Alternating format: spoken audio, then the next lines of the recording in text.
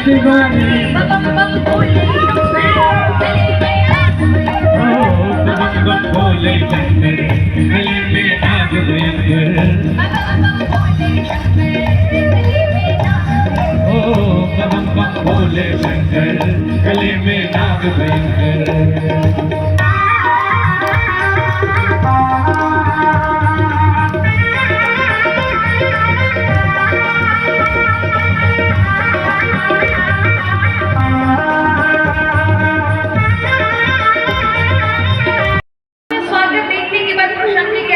स्वागत तो कर लिया पर मेरी आज्ञा का पालन करना है। इस कन्या के साथ पुनः विवाह करना है। विष्णु पितामह कहते हैं कि मैं विवाह नहीं करूंगा। आपको पता है आप मेरे गुरु हैं, लेकिन शिष्य की निष्ठा को समझिए। मैंने ये व्रत लिया है कि मैं कभी विवाह नहीं करूंगा, आजीवन ब्रह्मचर्य का पालन करूंगा। और श्याम जी कहते पर ये तो अधर्म है ना, किसी कन्या का जीवन खराब करना।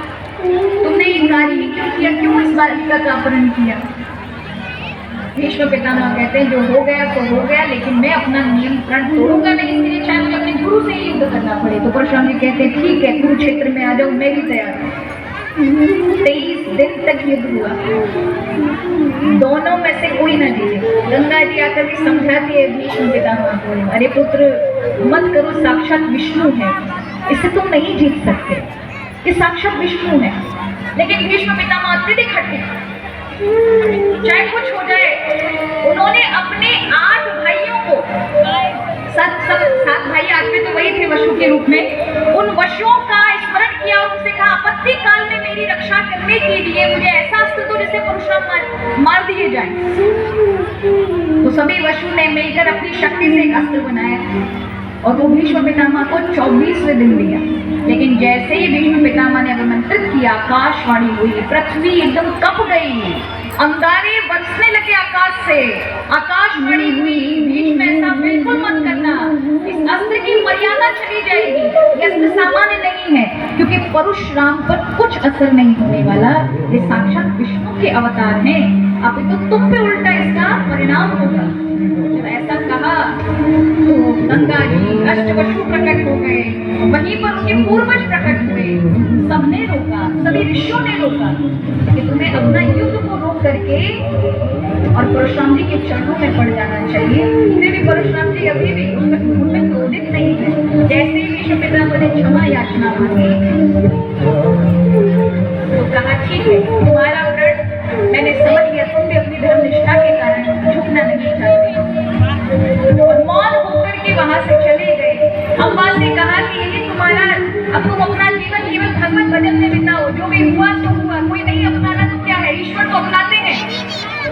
अम्बा गई तप करने के लिए महाराज, पर मन में रजोगुण था, कहाँ तप हो। तप के द्वारा उसने मन में भाव रखा कि मैं भीष्म को मारने वाली बनूं, उसका अंत करने वाली बनी। परशुराम जी ने तो उसे समाप्त नहीं किया, वही फिर आगे चलते हैं कि कौन बनती है, शिखंडी बनती है। तो परशुराम जी के विषय में ऐसे असंख्य पुराणों में उनका वर्णन है, उनके जीवन के विषय में है, जो प्राय लोग उनसे अनभिज्ञ हैं। कितना कुछ उन्होंने जीवन में लोगों के लिए किया, सबके लिए किया, केवल एक चीज को पकड़ कर बैठे रहते हैं। कहीं लड़ाई झगड़ा हो जाए तो ब्राह्मण देवता भी कह रहे तुम हमको सामान नहीं समझना, हम कौन है, परशुराम बनती है, ऐसा कहना गलत है। क्षत्रिय भी कहते हैं अरे परशुराम जी तो वो हैं जिन्होंने हमारे क्षत्रियों को विनाश कर दिया। बताओ, इस प्रकार का वातावरण बना के रखा है भगवान के स्वरूप के लिए, जिनका खुद का स्वयं स्वरूप वैसा नहीं था, लोगों ने बना दिया प्रश्न।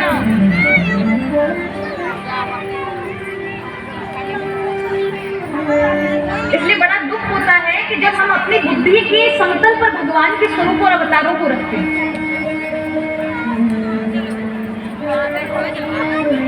इसलिए बहुत आवश्यक है कि थोड़ा सा अपने ज्ञान पटल को खोलें और छोटी संकीर्णताओं में है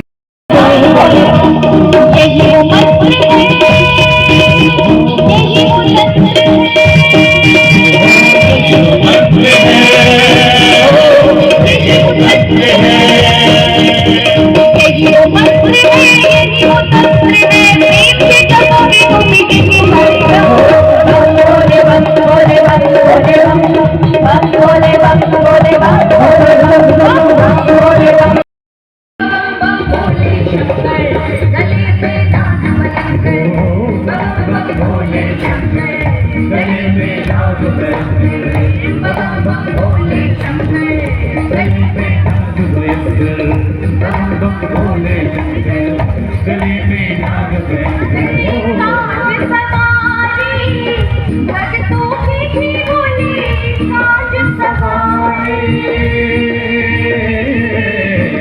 काज सवारी भक्तों की थी बोली काज सवारी रखवारी मतवारी रखवारी मतवारी बम बम भोले शंकर गली में नाग भयंकर बम बम भोले शंकर गली में नाग भयंकर बम बम भोले शंकर गली में नाग भयंकर बम बम भोले शंकर गली में नाग भयंकर